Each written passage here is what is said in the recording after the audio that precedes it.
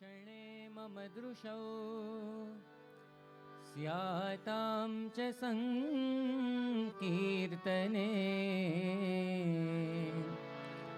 वाणी ते यशसां कथाश्रुतिपरौ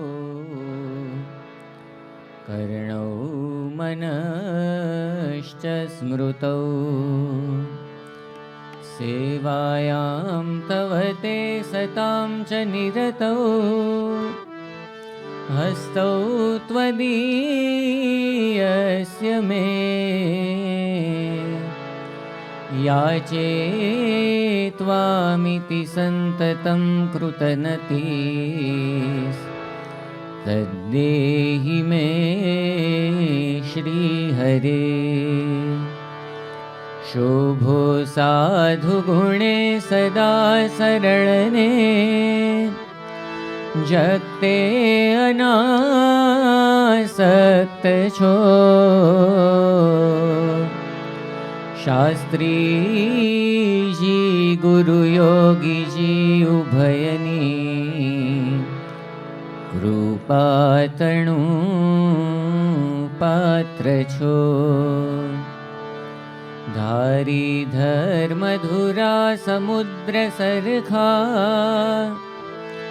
गंभीर ज्ञानेश छो नारायण स्वरूप दास गुणिने स्नेहे जवंदु अहो। श्री स्वामिनारायण भगवाननी जय। अक्षर पुरुषोत्तम महाराजनी जय। गुणातीतानंद स्वामी महाराजनी जय। भगत जी महाराजनी जय। शास्त्री जी महाराजनी जय। योगी जी महाराजनी जय। प्रमुख स्वामी महाराजनी जय।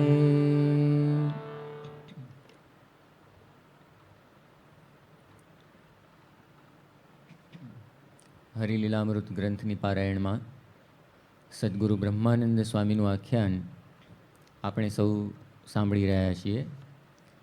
બ્રહ્માનંદ સ્વામીના શરીરમાં બીમારી આવી અને ધીમે ધીમે વધતી ગઈ એટલે સૌ હરિભક્તો સંતો ચિંતિત થયા અને મહારાજની આગળ આવીને વિનંતી કરી કે આ બ્રહ્માનંદ સ્વામી તો સત્સંગની અંદર આધાર સ્તંભ સમાન છે, એટલે આપ કૃપા કરીને એમને બેઠા કરો, નહીં તો સત્સંગમાં બહુ મોટી ખોટ એમની પડશે. એવી વાત આ બધા હરિભક્તો કરે છે. એ વખતે શ્રીજી મહારાજ શો જવાબ આપે છે એ હવે આપણે સાંભળીએ.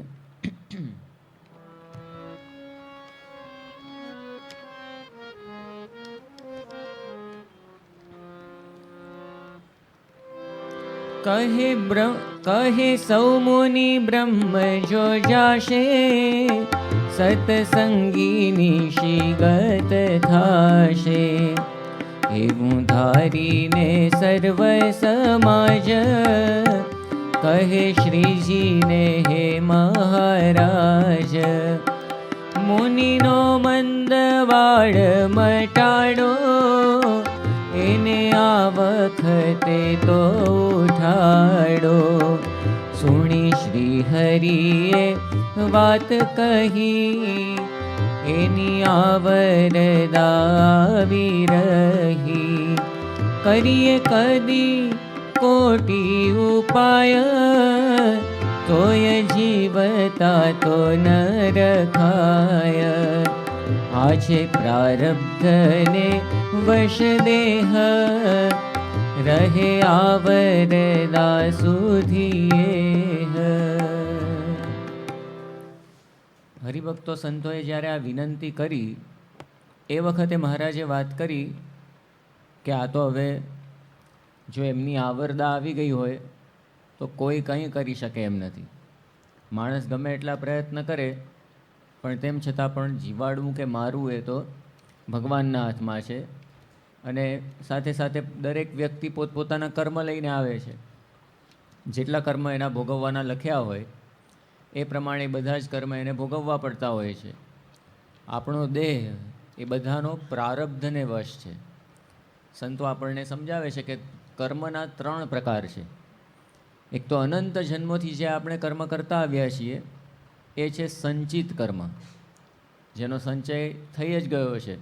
આખો કર્મનો ભંડાર છે, કારણ કે અનંત જન્મના કર્મ હોય કેટલા બધા હોય, એટલે એનું આખું બહુ મોટું ગોડાઉન છે. એમાંથી થોડાક કર્મ લઈને ભગવાને આપણને આપણો આ દેહ એ બાંધી આપ્યો છે. એને પ્રારબ્ધ કર્મ કહેવાય. એટલે બીજો પ્રકાર પ્રારબ્ધ કર્મ. અને આ દેહથી જે કંઈ કર્મો અત્યારે આપણે કરીએ છીએ, કરાતા કર્મ, એ બધા ક્રિયમાણ કર્મ. એટલે સંચિત, પ્રારબ્ધ અને ક્રિયમાણ, આ 3 પ્રકારના કર્મ આપણા શાસ્ત્રોએ આપણને સમજાવ્યા છે. તો આપણને જે આ મનુષ્ય દેહ આપ્યો છે એ દેહની સાથે જે જડેલા કર્મ છે એ તો અવશ્ય આપણે ભોગવવાના હોય. પછી એ સુખ હોય તો સુખ અને દુઃખ હોય તો દુઃખ, પણ એ ભોગવવું જ પડે છે. સદગુરુ મુક્તાનંદ સ્વામી આપણને એમના ભજનમાં આ વસ્તુ સમજાવે છે. હરિજન થઈને, હરિજન થઈને, હાણ વરદ સુખ દુઃખ મનમાં વધારીએ. ટાળ્યા ન ટળે, ટાળ્યા ન ટળે, ઘટ સાથે ઘડિયા હિંમત નવહારીએ. હરિજન થઈને હાણ વરદ સુખ દુઃખ મનમાં ન વધારીએ. હાણ એટલે કે હાનિ, વરદ એટલે કે વૃદ્ધિ. હાનિ કે વૃદ્ધિ, લાભ હોય કે નુકસાન હોય, પણ જો ભગવાનનો ભક્ત હોય તો એ પોતે મનમાં લાવે નહીં. જે આપણને બીજા પણ એક પ્રભાતિયામાં મૂળજી ભક્ત સમજાવે છે. દુઃખ પડે દિલગીર ન થાવું, સુખ મળે હર ખાઈ ન જાવું. દુઃખ પડે દિલગીર ન થાવું, સુખ મળે હર ખાઈ ન જાવું.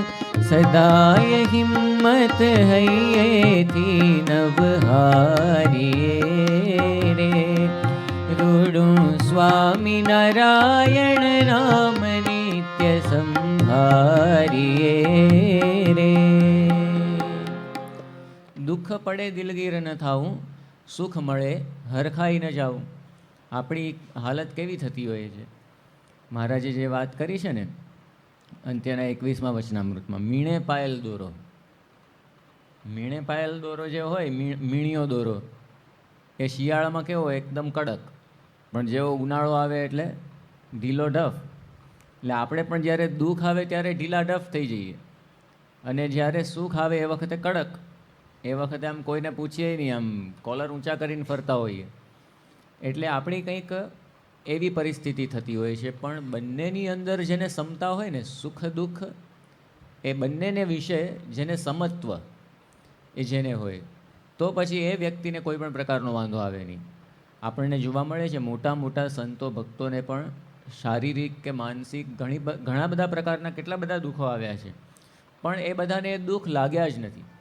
આપણને તો પ્રશ્ન થઈ જાય કે આવા મોટા સંત કે જેણે સત્સંગની અંદર આટલી બધી સેવાઓ કરી હોય, તો એને આવું દુઃખ, એને આવી બીમારી. પણ શ્રીજી મહારાજ આપણને સ્પષ્ટ વાત સમજાવે છે. પ્રથમનું 70મું વચનામૃત, કે જે આ સત્સંગ કરીએ છીએ બીમાર ના પડી એના માટે નથી કરતા. ઘણીવાર નહીં, કંઠી આપણે સંતો બાંધે તો વાત કરે સંતને, પહેલાં તો અજાણ્યા હોય ને, કે સ્વામી હવે કોઈ પણ પ્રકારની બીમારી નહીં આવે. આ બીમારી માટેનો દોરો ધાગો નથી કંઠી, એ તો ભગવાનનો આશરો છે. એટલે ભગવાનના આશરે જઈએ છીએ. બીમારીને સુખ દુઃખ તો બધું આવવાનું જ છે. આ મોટા મોટા સંતોને, આ બ્રહ્માનંદ સ્વામીને આવ્યું. હવે મુક્તાનંદ સ્વામી તો સત્સંગની માં સમાન હતા, તો પણ એમને એ સમયની અંદર અસાધ્ય એવો ટીબી છે, આજે કહીએ છીએ ને ક્ષય રોગ, એ ક્ષય રોગ એમને લાગુ પડ્યો હતો. અને પછી ધામમાં ગયા, એનું કારણ પણ એક ક્ષય રોગ. મુક્તાનંદ સ્વામી તો આવા સત્સંગની માં સમાન સંત મુક્તાનંદ સ્વામી, એમની પણ આગળ વાત આપણે જોઈશું, એમનો મહિમા. એવા મુક્તાનંદ સ્વામીને પણ આવો અસાધ્ય ક્ષય રોગ. હવે મહારાજના આવા ભક્ત તેમ છતાં પણ આવું તો આપણને જોવા મળે છે. અદ્ભુતાનંદ સ્વામી, અદ્ભુતાનંદ સ્વામીનું તો આખ્યાન આપણે જોઈએ, આપણે માની જઈએ કે કેવી મુમુક્ષુતા આ બધા પરમહંસોની. એ પોતે એકવાર શ્રીજી મહારાજની આજ્ઞાથી ગયા હશે વિચરણ કરવા માટે, છેક ખાનદેશને એનાથી પણ આગળ ત્યાં મહારાષ્ટ્રમાં. અને બન્યું એવું કે ત્યાંના જે લોકલ જે રાજા હશે જે તે ગામના, એ રાજાને આ સંત બહુ ગમી ગયા કે મારી કુંવરીઓ એને પરણાવું. તો માંડ માંડ ત્યાંથી ભાગ્યા, 2 કે 3 જગ્યાએ આવું બન્યું. અને પછી પોતે 3 કે 4 દિવસના ઉપવાસ સાથે શ્રીજી મહારાજની પાસે પોતે પહોંચ્યા. આવા ખરેખર મુમુક્ષુ સંતો હતા, સામે ચાલીને રાજપાટને બધું મળતું હોય પણ એને ઠોકર મારે એવા અદ્ભુતાનંદ સ્વામી. અને પોતે સાધુ કઈ રીતે થયા હતા એની માટે એનો તો પાછો આખો ઇતિહાસ છે. શ્રીજી મહારાજે પોતે કાગળ લખ્યો. મહારાજ લગભગ એ વખતે મહારાજે 18 જેટલા સંતોના હરિભક્તોના નામ એની અંદર લખ્યા હતા કે આટલા આટલા હરિભક્તો, માચા ખાચર છે કે બીજા બધા એની અંદર નામ ઘણા બધા હતા. એ બધા જ સીધા જ જેતલપુર જાય, રામદાસ સ્વામી પાસે દીક્ષા લઈને કાશીની યાત્રાએ નીકળી જાય.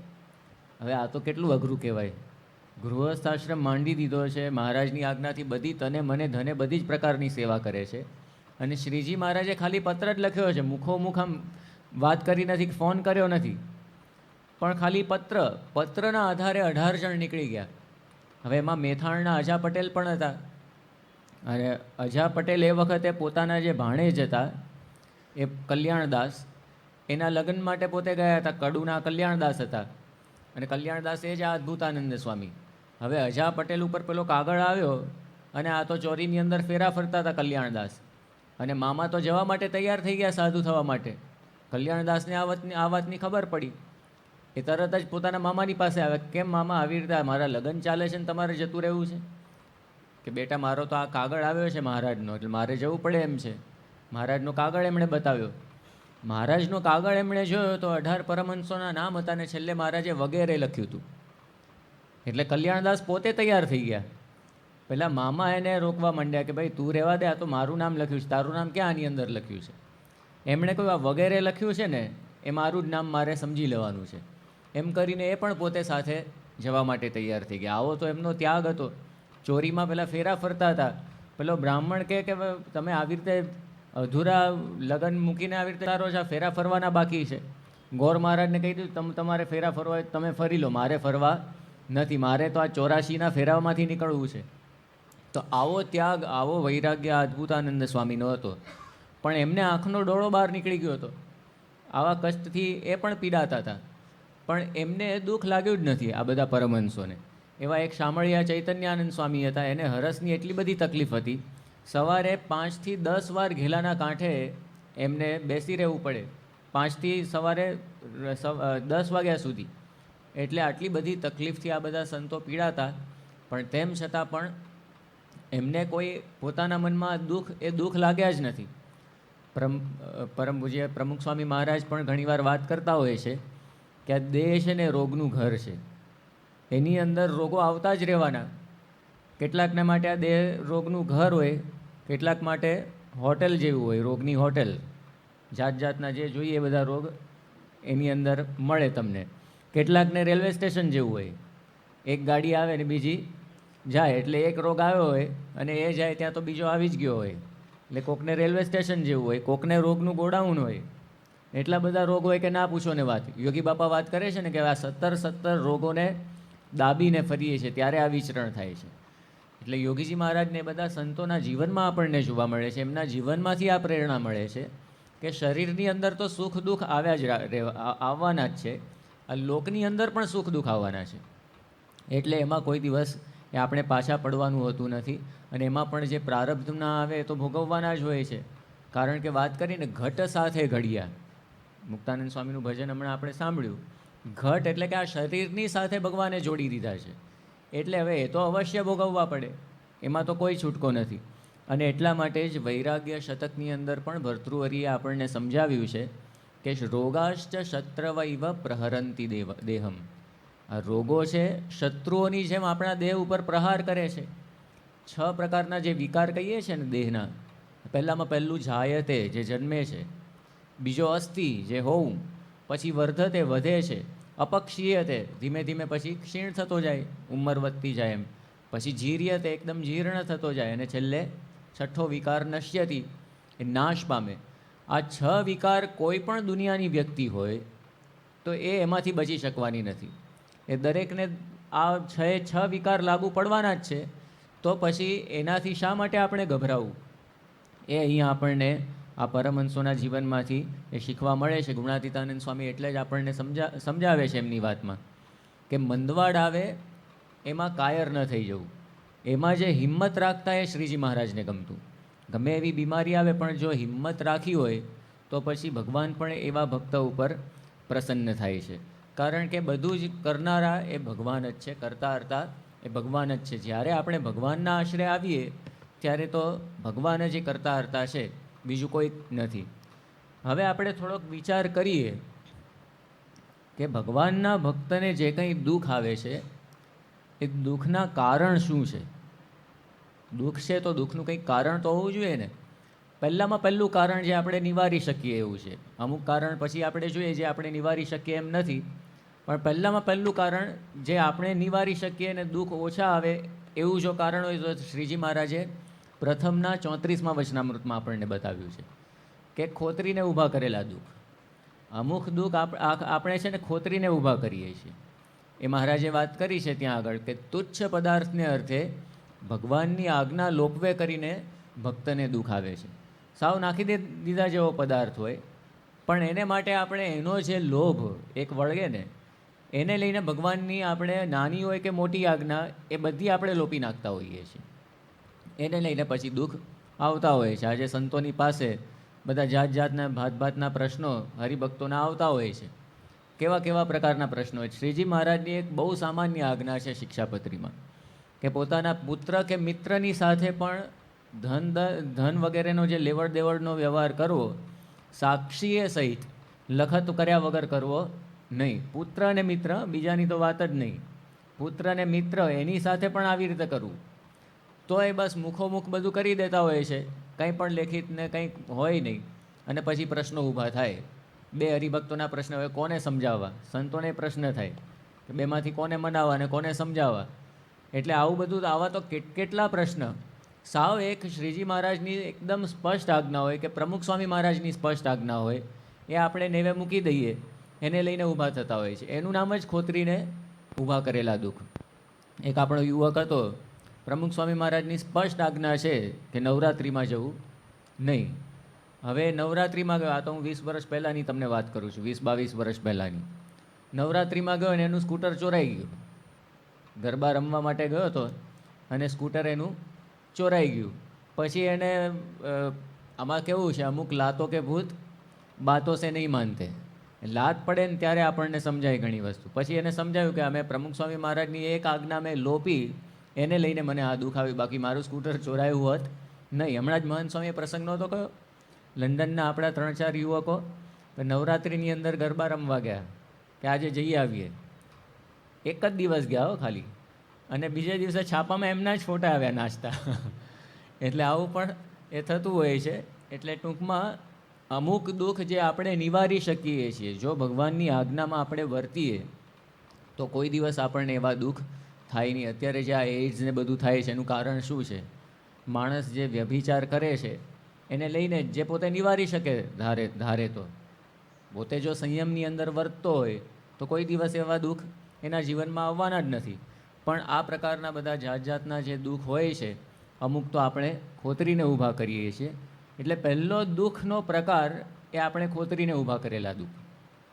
બીજો દુઃખનો પ્રકાર જો જોવો હોય તો શ્રીજી મહારાજે આપણને સમજાવ્યું છે, જે હમણાં મેં વાત કરી, પ્રારબ્ધ. એ પ્રારબ્ધના જે દુઃખ હોય ઘટ સાથે ઘડ્યા છે, એટલે એ તો એની અંદર તો કોઈ પણ પ્રકારનું એ આપણે બધું ભોગવવું જ પડે છે. ભલે એ ત્યાગી હોય કે ગૃહસ્થ હોય કે ગમે તે હોય, પણ પ્રારબ્ધના જે દુઃખ હોય કે સુખ હોય એ આપણે અવશ્ય એ ભોગવવા પડતા હોય છે. હવે આપણને સાથે સાથે જોઈએ તો બીજો પ્રકાર છે કે ભગવાન છે ને આપણને શુદ્ધ કરવા માટે પણ રોગને પ્રેરતા હોય છે, દુઃખ આપતા હોય છે. આપણને એમણે શુદ્ધ કરવા છે કે એમનો હેતુ શુદ્ધ છે, એના માટે પણ પોતે આપણને આવા દુઃખ એ આપતા હોય છે. જે ગુણાતીતાનંદ સ્વામીએ કહ્યું ને, કાં તો અષ્ટાંગ યોગ કાં તો રોગ, એ વગર આ મનનો મેલ, અંતરનો મેલ જાય નહીં. હવે આ કળિયુગ છે, કળિયુગની અંદર અષ્ટાંગ યોગ આપણે સિદ્ધ કરી શકીએ એવી તો કોઈ આપણી ક્ષમતા છે નહીં. એક ઉપવાસ કરવો અઘરો પડે છે, બરાબર. એક ઉપવાસ આપણે કરવો હોય તો એ કેટલો બધો, એમાંય શાસ્ત્રી મહારાજના જે 5 ઉપવાસ છે એ આપણને કરવા અઘરા પડે છે. તો અષ્ટાંગ યોગની તો ક્યાં વાત કરવી. અષ્ટાંગ યોગની તો શરૂઆત જ થાય સંયમથી. યમ, પહેલામાં પહેલો સંયમ. સંયમ માણસ નથી પાળી શકતો, એટલા માટે તો નિયમ આપવામાં આવે છે. આ બધા નિયમોનો હેતુ જ એ છે કે આપણે સંયમમાં વર્તીએ. આ શ્રાવણ મહિનાની અંદર આપણને એકટાણા વગેરે જે વ્રત આપવામાં આવે છે, ધારણા પારણા, એનો મૂળ ઉદ્દેશ એ સંયમ છે. નહીં કે આપણે વધારે પેલું ઠપકારીએ, વધારે ને વધારે ખાતા રહીએ, પણ એની અંદર આપણે સંયમપૂર્વક વર્તીએ. પણ સંયમપૂર્વક નથી વર્તાતું, એના માટે નિયમો આપવામાં આવે છે. એટલે બીજું અંગ કયું? યમ, પછી નિયમ, પછી આસન. અત્યારે બધું યોગા બધા કરે છે ને આખી દુનિયાની અંદર, તો ખાલી આસન અને પ્રાણાયામમાં જ પૂર્ણાહુતિ થઈ જાય છે એ લોકોના યોગની. હકીકતમાં તો આગળના 2 અંગ તો બધા ભૂલી જતા હોય છે. બસ ગમે એટલું ખાવાનું, પછી પ્રાણાયામ કરો કે પેલા આસન કરો, એનો કોઈ અર્થ નથી. વ્યવસ્થિત તમારે સંયમમાં વર્તવું પડે, નિયમમાં વર્તવું પડે, પછી આ આસનની વાત આવે, પછી પ્રાણાયામ, પ્રત્યાહાર, ધ્યાન, ધારણા, અને છેલ્લું અંગ સમાધિ છે અષ્ટાંગ યોગના ફળરૂપ. ત્યારે એ સમાધિ સિદ્ધ થાય. તો એવો અષ્ટાંગ યોગ અત્યારે સિદ્ધ થાય એ તો ભૂલી જ જવાનું છે. આ કળયુગની અંદર બહુ અઘરું છે, એ તો થઈ શકે એમ જ નથી. તો પછી બીજો કયો વિકલ્પ રહ્યો? રોગ. એ રોગે કરીને પછી આપણને શુદ્ધ કરે ભગવાન અથવા ભગવાનના સંત. પણ એ પણ આપણા સારા માટે હોય છે. જે આપણને નિષ્કુળાનંદ સ્વામીએ સમજાવ્યું છે, જે દુઃખે સુખ થાય, જે દુઃખે સુખ થાય ભક્તને, એ આપે છે દયા કરી. જે સુખે દુઃખ ઉપજે, એ આપે નહીં કેદી હરી. જે દુઃખથી આપણને સુખ થવાનું છે તો ભગવાન કૃપા કરીને આપણને આપે છે, કારણ કે એ દુઃખથી આગળ જતાં આપણને સુખ થવાનું છે. ને જે સુખથી આપણને દુઃખ થવાનું છે, તો એવું સુખ ભગવાન કે ભગવાનના સંત કદી પણ આપણને આપતા નથી. જેમ નિષ્કુળાનંદ સ્વામીએ બીજી પણ એક વાત કરી છે, જેમ ભમરી ભરે ભારે ચટકો, પલટવા ઈયળનું અંગ, પલટવા ઈયળનું અંગ, તેમ સંત વચન કટુ કહે. આપવા આપણો રંગ, આપવા આપણો રંગ, સંત વિના રે સાચી કોણ કહે. જેમ જનનીને હૈયે હેત છે, સદા સૂતને સાથ, સદા સૂતને સાથ, આરોગી કરવા હર ભક્તને, પાયે કડવે રાખવાથ, પાયે કડવે રાખવાથ, સંત વિના રે સાચી કોણ કહે. તો નિષ્કુળાનંદ સ્વામીએ 2 દ્રષ્ટાંતથી આપણને સમજાવ્યું. એક આપણી જે વાયકા છે, ભમરી પેલી ઈયળને પકડી લાવે અને પછી એને ચટકો મારે. ભમરીનો ચટકો આપણામાંથી જેણે ખાધો હોય એને ખબર હોય ભમરીનો ચટકો એ કેવો હોય. અને એમાં પણ પેલું ભમરીયુંમાં એની ભમરીનો ચટકો એટલે ભયંકર હોય, એ તો એકદમ ત્રાસદાયક હોય. અને પેલી ઈયળને ચટકો મારે, આપણને ચટકો મારે તો આપણે સહન નથી કરી શકતા. તો ઈયળમાં તો કંઈ હાડકું બાટકું કંઈ હોય જ નહીં. હવે એને તો ચટકો કેટલો બધો ભારે પડે. એટલે ભમરી ભરે ભારે ચટકો, પલટવા ઈયળનું અંગ. શા માટે એને ચટકો મારે છે? એનું અંગ પલટી દેવું છે, પોતાના જેવી ભમરી કરી દેવી છે.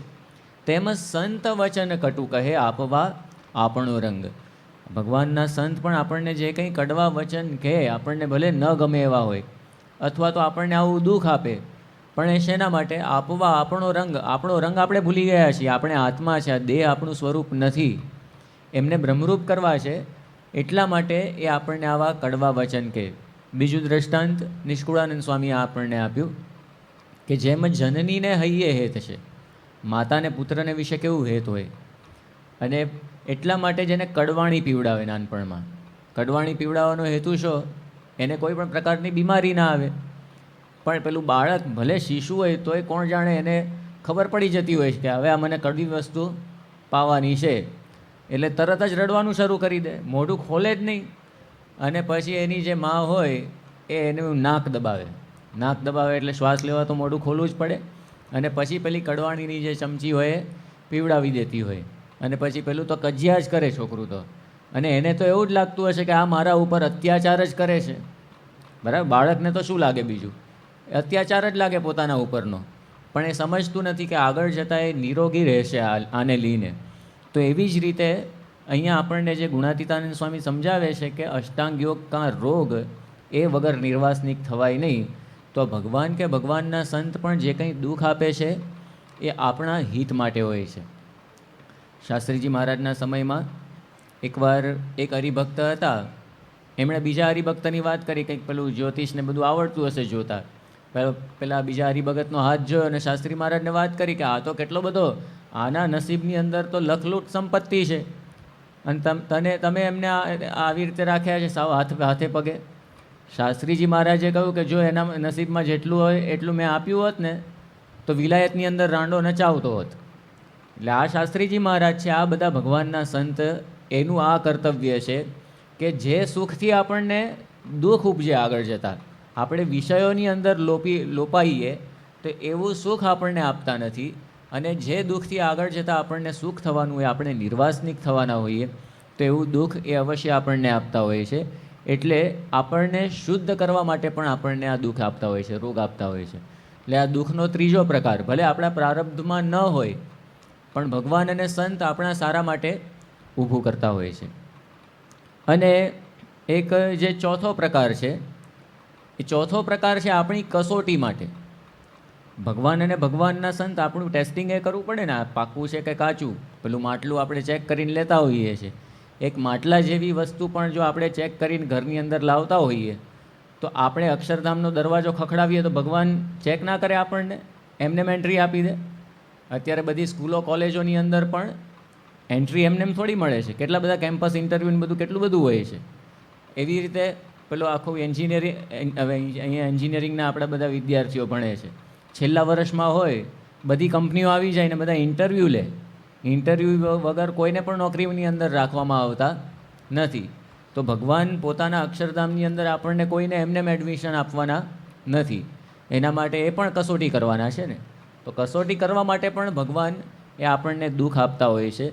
પણ આપણા માટે મોટામાં મોટી વસ્તુ શું છે? ભગવાન કા ભગવાનના સંતને આપણે આશરે ગયા છીએ તો આપણું શૂળીનું દુઃખ કાંટે મટાડી દે છે. આટલું મોટું કન્સેશન એમણે આપણને આપેલું છે.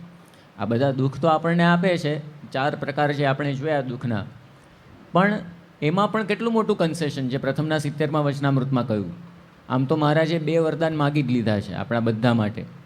પહેલું વરદાન કે તમારા રામાનંદ સ્વામીને એમણે વાત કરી જ્યારે ગાદી સોંપી એ વખતે, કે પહેલામાં પહેલું તો તમારા ભક્તના નસીબમાં જો રામપાત્ર હોય તો એ મને આવે, પણ તમારો ભક્ત અન્ન વસ્ત્રે કરીને દુઃખી થાય નહીં. શ્રીજી મહારાજે એવું નથી માગ્યું કે તમારા ભક્તને બધી ગાડી બંગલા મળે કે અમેરિકાની સિટીઝનશીપ મળે, એવું કંઈ માગ્યું નથી. એમણે તો એવું જ માગ્યું છે તમારા ભક્તને અન્ન વસ્ત્રનું દુઃખ રહે નહીં, એ મને આવે પણ તમારો ભક્ત દુઃખી થાય નહીં. બીજું એમણે એ માગ્યું તમારા ભક્તને જો 1 વીંછીની વેદના થવાની હોય તો મને રૂવાડે રૂવાડે કરોડ વીંછીની વેદના ભલે થાય પણ તમારા ભક્તને એ દુઃખ થાય નહીં. તો આટલું એમણે કન્સેશન આપ્યું છે. ને એમાં પણ મહારાજ પાછી વાત કરે છે કે શૂળીનું દુઃખ ભગવાન કાંટે કરીને મટાડી દે છે. હવે શૂળી એટલે શું આપણને ઘણા બધાને ખ્યાલ જ નહીં હોય. પહેલાંના જમાનામાં બધા રજવાડાઓ જે હતા એ દેહાંત દંડની સજા કેવી આપતા? એક અત્યંત ક્રૂર રીતે આપતા. અત્યારે તો આ ફાંસીની સજા તો ઘણી સારી કહેવાય. પહેલાં જાહેરની અંદર જ પેલી શૂળી રાખવામાં આવી હોય. શૂળી એટલે શું? આખો શંકુ આકારનો થાંભલો હોય, નીચેનો બેઝ થોડો પહોળો હોય, જેમ જેમ ઉપર જાઓ એમ એમ એકદમ સાંકડો થતો જાય ને એકદમ એની ટોચ હોય એકદમ શાર્પ હોય. અને જેને આ સજા ફરમાવવામાં આવી હોય એને પેલા 4-5 જણ પકડીને ઊંચે લઈ જાય અને ઉપર લઈ જાય ને એની ટોચ જે હોય ત્યાં આગળ જે નાભી, આપણા શરીરનું સેન્ટર પોઈન્ટ કહેવાય, કેન્દ્ર, એને એની અંદર પરોવવામાં આવે અને પછી પેલાને ગોળ ગોળ ફેરવવામાં આવે. કેટલું બધું આમ કષ્ટ થાય. પેલો રાડો પાડે, એકદમ રીબાતો પછી ધીમે ધીમે નીચે આવે પોતાના જ વજનથી અને કણસતો મરી જાય. કારણ કે હવે આવી રીતે મરવામાં પણ વાર લાગે, ભલે લોહી લુહાણ ને બધો થાય, પણ 1-2 કલાક તો થઈ જતા હશે. એમને એમ કંઈ થોડો જીવ જાય. હવે એના કરતાં તો ફાંસી સારી, 5-7 મિનિટમાં એનો ફેંસલો આવી જાય, પૂરું થઈ જાય.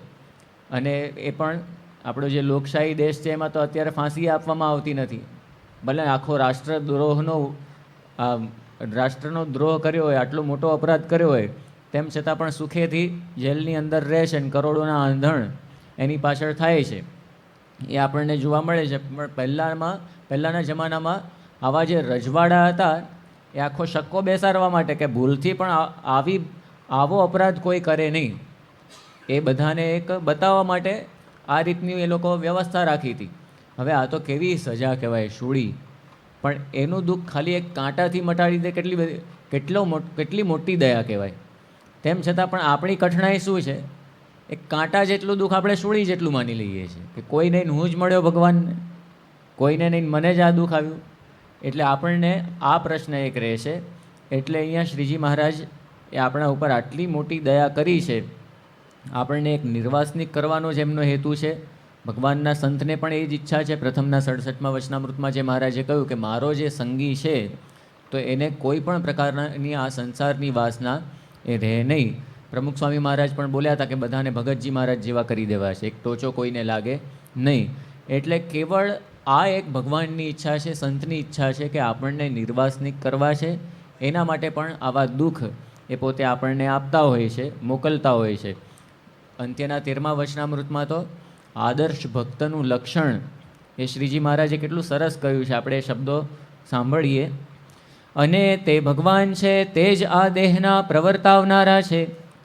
તે ગમે તો દેહને હાથીએ બેસારો ને ગમે તો બંદીખાનામાં નંખાવો ને ગમે તો આ દેહમાં કોઈક મોટો રોગ પ્રેરો, પણ કોઈ દિવસ ભગવાન આગળ એવી પ્રાર્થના કરવી નથી છે, હે મહારાજ આ મારું દુઃખ છે તેને ટાળો. શા માટે છે? આપણે પોતાના દેહને ભગવાનના ગમતામાં વર્તાવવો છે. તે જેમ એ ભગવાનનું ગમતું હોય તેમ જ આપણને ગમે છે. પણ ભગવાનના ગમતા થકી પોતાનું ગમતું લેશ માત્ર પણ નોખું રાખવું નથી. ને આપણે જ્યારે તન મન ધન ભગવાનને અર્પણ કર્યું ત્યારે હવે ભગવાનની ઈચ્છા તે જ આપણું પ્રારબ્ધ છે. તે વિના બીજું કોઈ પ્રારબ્ધ નથી.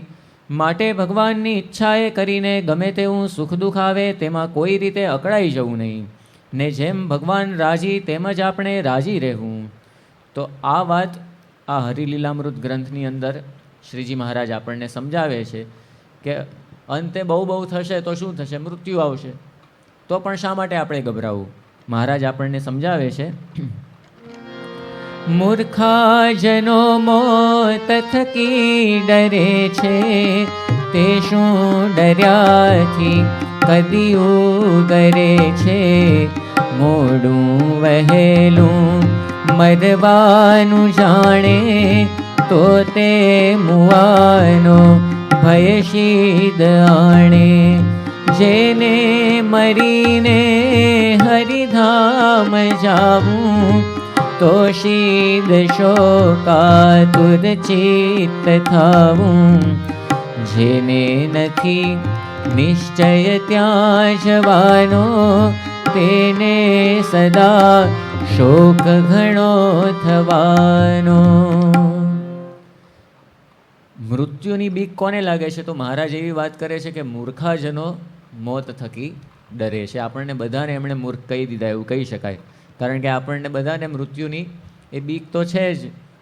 પણ મહારાજ અહીંયા સમજાવે છે કે જેને મરીને હરિધામ જાવું તો શીદ શોકાતુર ચિત્ત થાવું.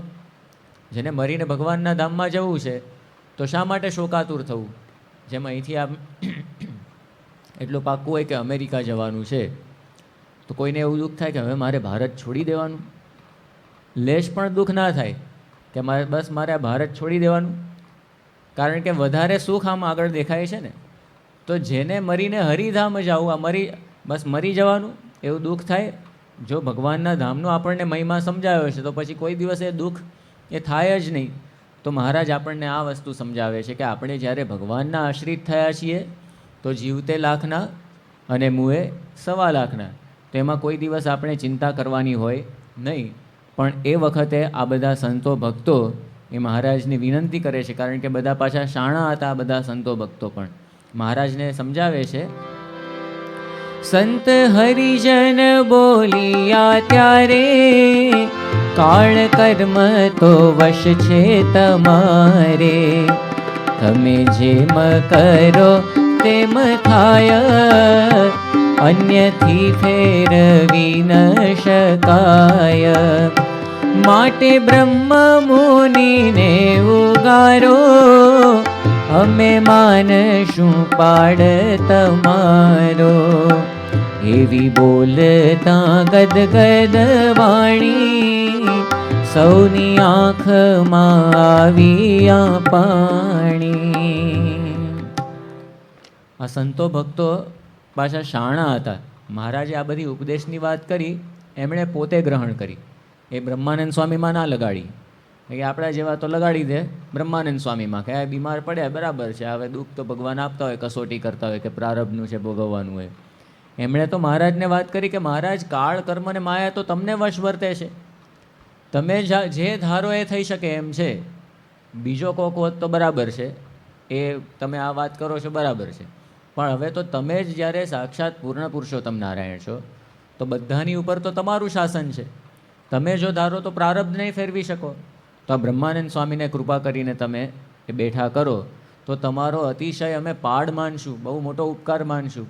એકદમ ગદગદ કંઠે આ બધા સંતો ભક્તોએ મહારાજને આ પ્રાર્થના કરી. આંખમાં પાણી આવી ગયા એવું પણ વર્ણન અહીંયા આપણે સાંભળ્યું.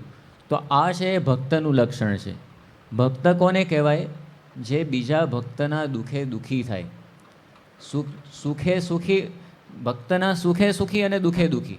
દુઃખે સુખી નહીં, કે આપણા બધાની કેવી પરિસ્થિતિ છે, બીજાના દુઃખે આપણે સુખી થઈએ. બીજાને દુઃખ આવે ને તો આપણને બહુ આમ આનંદ થાય. જેમ એક ભક્ત એણે કંઈક તપ કર્યું ભગવાનને રાજી કરવા માટે, અને ભગવાન પ્રસન્ન થયા, અને પ્રસન્ન થઈને ભગવાને કહ્યું કે તું માગ, જે તું માગીશ એ હું તને આપીશ. પણ પછી સાથે સાથે ભગવાને એક કન્ડિશન મૂકી, એક શરતે હું તને આપીશ, તું જેટલું માગીશ એના કરતાં ડબલ તને તારા પડોશીને મળશે. હવે પેલો એક કાર માગે મર્સિડીઝ, એટલે એના પડોશીને કેટલી મળે? 2. એક બંગલા માગે, એક બંગલો માગે તો એના પડોશીને 2 બંગલા મળે. એક પુત્ર માગે તો પડોશીને 2 પુત્ર થાય. એટલે હવે કરવું શું? મૂંઝાયો. બરાબર વિચાર્યું, આમ બ્રેઇન સ્ટોર્મિંગ કર્યું બધું કે હવે માગવું શું? હવે આ તો તકલીફ ઊભી થઈ ગઈ. એટલે પછી એણે બહુ વિચારીને શું માગ્યું? ભગવાન એક કામ કરો, તમે મારી એક આંખ લઈ લો. એટલે પેલો બિચારો એનો પડોશી હોય એની તો 2 આંખ જાય. ભગવાનને વાત કરી, મારો એક હાથ તમે લઈ લો. એટલે પેલાના તો 2 હાથ જાય. એક મારો પગ લઈ લો, એટલે પેલાના 2 પગ જાય. સાવ નવરો થઈ જાય પછી તો. એટલે આપણી પરિસ્થિતિ કંઈક આવી છે, કોકના દુઃખે આપણે સુખી થઈએ છીએ કે હા બસ આરે આ જ લાગનો છે, થવા દો ત્યારે, હવે જોવાની મજા આવશે, ખેલ જોવાની. આ બધી આપણી ભાવનાઓ છે. જ્યારે ભગવાન અથવા તો ભગવાનના સંત અથવા ખરેખરા જે ભક્તો હોય એની કેવી ભાવના છે? આજે જુઓ પ્રમુખ સ્વામી મહારાજ, બીજાના ભલામાં આપણું ભલું છે. આ એમનું સૂત્ર. કોઈને દુખીઓ રે દેખી ન ખમાય, દયા આણી રે અતિ આકળા થાય.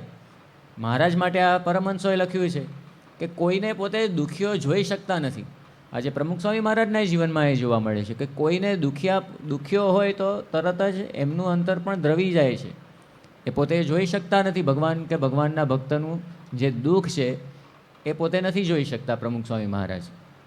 તો આ ભક્તનું લક્ષણ છે કે પોતે બીજાના દુઃખે એ દુઃખી થાય, અને એ ભક્તની સમજણ એ આવી હોય. સત્સંગી સૌ છે હરિના જ અંગ, તે શું રૂઠે તે હરિને જ સંગ. જો અંગ કે હરિનું દુખાય, તો દુઃખ તે શ્રી હરિને જે થાય. આ સત્સંગીની સમજણ છે. એ પોતે શું સમજે કે બધા સત્સંગી, આખો જે સત્સંગ છે એ ભગવાનનું જ અંગ છે. એટલે કોઈ પણ સત્સંગીને દુઃખ આવ્યું તો એ દુઃખ અંતે જતાં કોને થવાનું છે? ભગવાનને. એટલે વહેલી તકે એ દુઃખ દૂર થવું જોઈએ. આ ભગવાનના ભક્તનું એ લક્ષણ છે. એને મતે ભગવાનનું દુઃખ, અરે ભક્તનું દુઃખ એ ખાલી ભક્તનું નથી પણ સ્વયં ભગવાનનું દુઃખ છે. તો એ સમજીને એ પોતે એને મદદ કરવા માટે પ્રયત્ન કરે. એની વિશેષ વાતો આપણે આવતીકાલની પારાયણમાં જોઈશું. ગુણા